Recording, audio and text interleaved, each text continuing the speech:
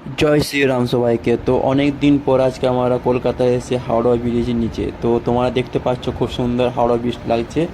তো আজকে যখন এসেছি আমরা, তো অনেকই বৃষ্টি হয়েছে, সবাই ভিজে গেছি আমরা। তো তোমরা দেখতে পাচ্ছ পুরো ভিজে একাকার হয়ে গেছি। তোমরা এই ভিডিওতে বুঝতেই পারছো, অরূপদা দেখছো তো রুমালের করে মুছছে, কিছু করার নেই। তো সবাই মিলে আমার ভিজে অবস্থা খারাপ হয়ে গেছে, জয়দা উঠতে তো উঠতেই কোন দিকে? পারছে না। আর কি বলবো তোমাদেরকে, তো খুব এনজয় করছি এই মোমেন্টটা।